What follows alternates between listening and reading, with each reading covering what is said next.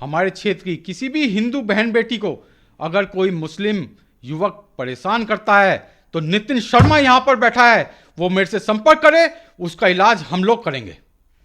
अगर किसी मुस्लिम लड़के को हिंदू लड़की से मोहब्बत है और वो उससे शादी करना चाहता है तो हिंदू बन जाए, हम उनका स्वागत करेंगे। नमस्कार, मेरा नाम है हेमंत और आप देख रहे हैं द न्यूज़ वाला नेटवर्क। लव जिहाद के मुद्दे को लेकर हम पहले भी चर्चा करते रहे हैं अपने अन्य पैनलों से, जिन लोगों से भी हमने बातचीत की है उनमें से एक नितिन शर्मा जी से भी हमने चर्चा की थी इस मुद्दे को लेकर। अब जो कानून बना रहे हैं, राज्य सरकारें इस पर विचार कर रही हैं ऐसे मुद्दों को लेकर कि इन पर कड़े कानून बनाए जाएं लव जिहाद को लेकर। हमने पहले भी चर्चा की है नितिन शर्मा जी से, जो कि हिंदुस्तान का नारा बुलंद करने वाले नेता रुड़की में, और अपनी एक अलग ही राय रखते हैं हर मुद्दे को लेकर रुड़की में, चाहे वो किसी भी क्षेत्र से जुड़ा हुआ मुद्दा हो, चाहे वो रोड से जुड़ा हुआ मुद्दा हो, बिजली पानी से जुड़ा हुआ मुद्दा हो, या किसी भी अन्य जनता के हितों का मुद्दा हो, उस पर अपनी बेबाक अंदाज में राय रखते हैं रुड़की की राजनीति पर। सर, सबसे पहले स्वागत आपका द न्यूज़ वाला नेटवर्क में सर। जी सर, शुक्रिया। सर, मेरा जो सवाल है, जो लव जिहाद को लेकर जितनी बातचीत हो रही थी, अब अन्य सरकारें, राज्यों की, मध्य प्रदेश की सरकार हो या उत्तर प्रदेश की सरकार हो या फिर उत्तराखंड की सरकार हो, ये विचार कर रही हैं मेरे ख्याल, और उत्तर प्रदेश सरकार ने शायद पास भी कर दिया है कानून। तो इसमें क्या विचार हैं आपके?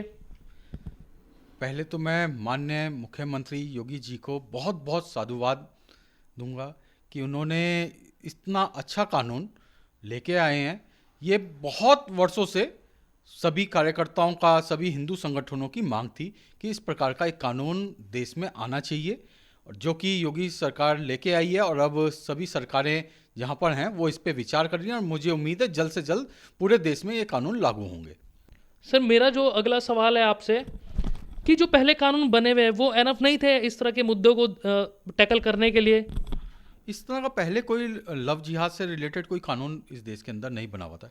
ये तो हिंदू संगठनों की बहुत लंबे समय से मांग थी कि इस तरह का एक कानून आना चाहिए, और कठोर कानून आना चाहिए, जो कि योगी सरकार ने पास किया है।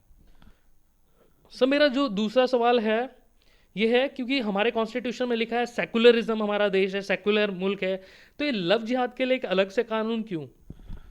देखिए, बहुत लंबे समय से ये देखा जा रहा था कि एक वर्ग जो है हिंदू लड़कियों को गलत तरीके से फंसाया करता था और उनसे शादी किया करता था, और उनका बाद में उत्पीड़न करता आ रहा था।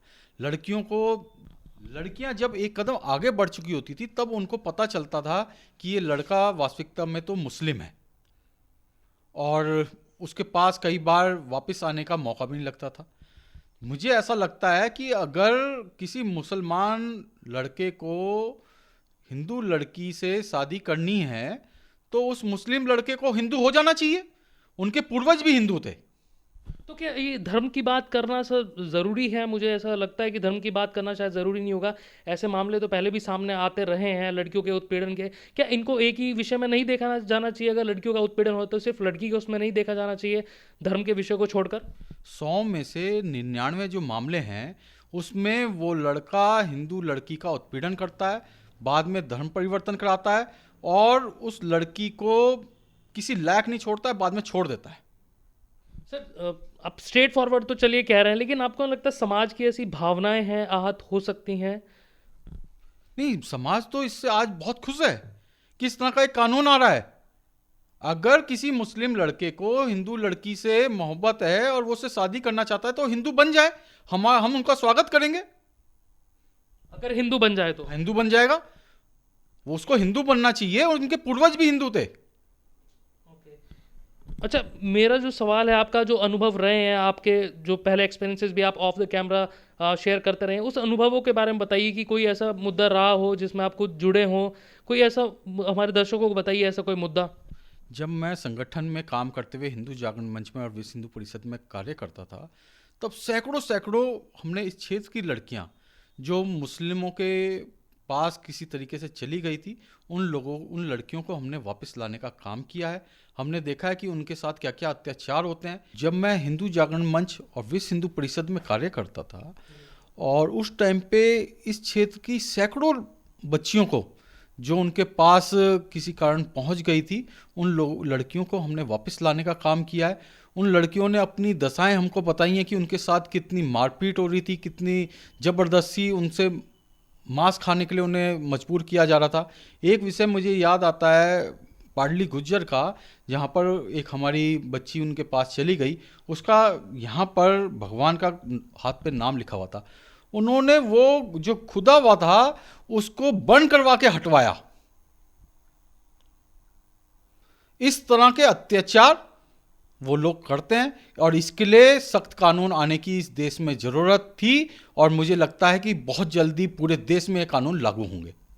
उत्तराखंड की सरकार से सर कब तक अपेक्षा आप कर रहे हैं? आप खुद भारतीय जनता पार्टी का हिस्सा हैं, भारतीय जनता पार्टी में अहम भूमिका आपकी रही है, तो उत्तराखंड में इस तरह के कानून की आपको लगता है कि ज़रूरत है?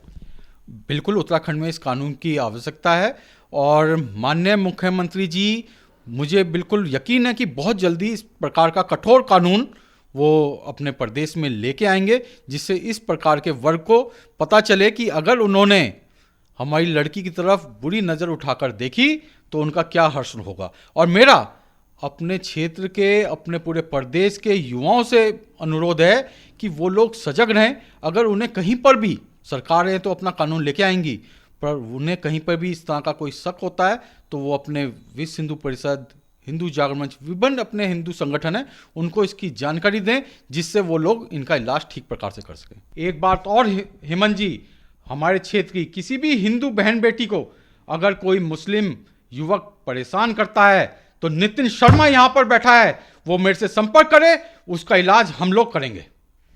चलिए, बहुत बहुत शुक्रिया सर। हम विभिन्न मुद्दों पर आपसे चर्चा करते रहे हैं, इस मुद्दे पे भी हमने चर्चा की थी आपसे। बहुत बहुत शुक्रिया, हमें समय देने के लिए बहुत बहुत धन्यवाद। आप ऐसे मुद्दों के बारे में भी समाज में बैठे हर व्यक्ति को सोचना चाहिए कि इनका निवारण किस तरीके से हो सकता है। अगर ये वीडियो आप हमारे फेसबुक पेज पर देख रहे हैं, लाइक करें, फॉलो करें और शेयर करें।